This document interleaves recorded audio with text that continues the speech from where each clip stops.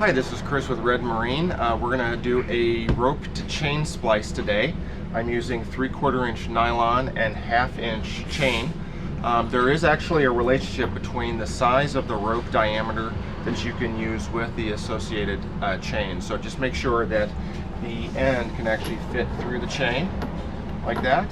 And so this splice is something that anybody can do themselves on the boat, especially if you have a couple hundred feet of chain. And it really takes a minimal of equipment. This is the Point Hudson Fid from Brian Toss. I really like that. Need some electrical tape, Sharpie marker if you're new at this, and a nice knife to cut the larger diameter rope. This splice is specifically for when you need your anchor rod to be able to go through your windlass. The windlass can be very picky about what kind of chain and what kind of rope the Gypsy will handle. So just make sure to consult your manual on your windlass before you buy the chain or the rope. All right, so here we go. We're going to take one of the tails. We're going to run it through the chain link from one direction. And then we're going to take the other two tails and run it through the chain link from the other direction. And then we're going to keep twisting it to maintain the lay of the strands. And then if you'll notice, I'm going to crisscross the strands so that they distribute the chafe and the load a little bit better. Then I can snug this up, and you can see that's already starting to look pretty nice. All right, once I get this snugged up like this, I'm going to take a piece of tape. Should have already had this ready. And I'm going to tape this up nice and snug on the chain to keep that from migrating while I'm doing the rest of my splice. Okay. Now, unlike a soft eye 3-strand splice, these guys go directly into a 1-to-1 over-under berry tuck situation. So I'm going to take my fid, I'm going to wedge it underneath the first logical strand that the tails are going to lay under. I'm going to twist my strand, then I'm going to do the first tuck. See how I'm keeping the tail nice and coherent. All right, then I'm going to rotate. So if this guy went under, so I want to go under this guy. Once again, twisting the lay.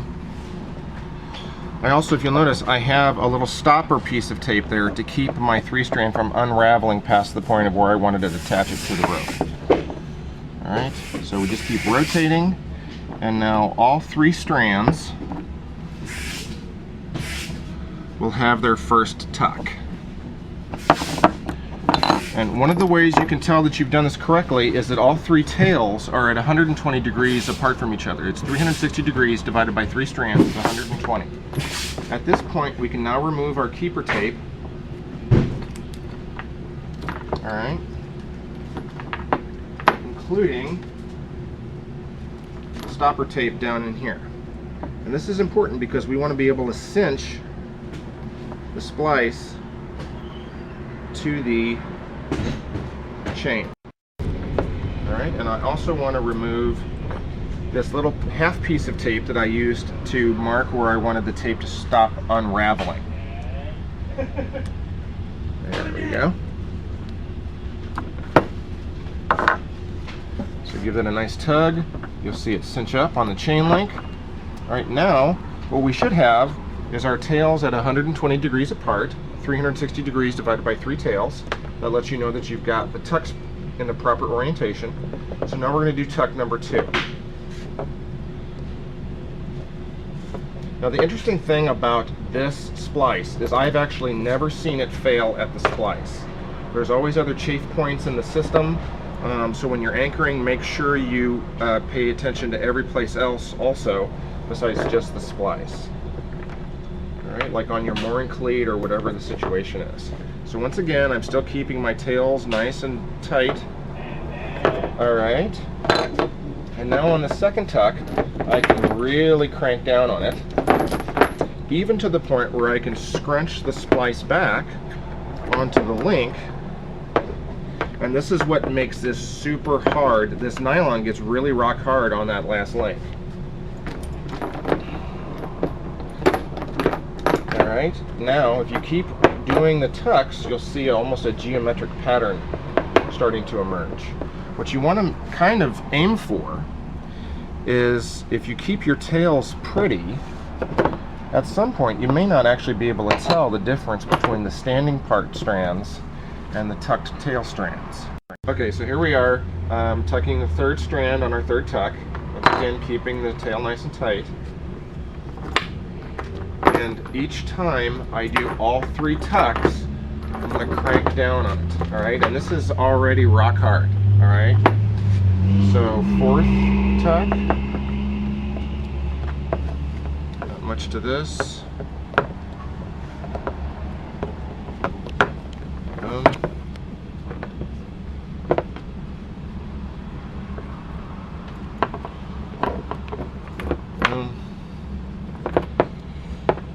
Keep in mind, you probably never want to get up in the middle of this splice until you've done a 3rd tuck. It's just 1, 2, 3, 1, 2, 3, 1, 2, 3. Because it's kind of hard to figure out where you left it off at. But after the 3rd tuck, you should still always be at 120 degrees. Alright? To get 100% of the breaking strength of the rope, you really only need 5 tucks. Some people do 6 just for good measure. These tucks these splices have all been tested at the rope manufacturer for 100% of the breaking strength of the splice. So that's how we get certified. Alright, so there's the 5th tuck. Just counting 1, 2, 3, 4, 5. Alright, 5 tucks. Now, in order for this to go smoothly through the windlass, you need to do a taper. If I just cut off my tails at this point, like you would on a soft eye, it would create a square shoulder that would cause a difficulty for the windlass. So what I'm going to do is I'm going to take 1 strand and tuck it 1 more time. Alright. Then I'm going to take the next strand in the rotation and tuck it twice. And this does an interesting thing on the 3 strand. It actually causes all 3 tails to fall into a line. Now you'll notice why I made my tails as long as I did.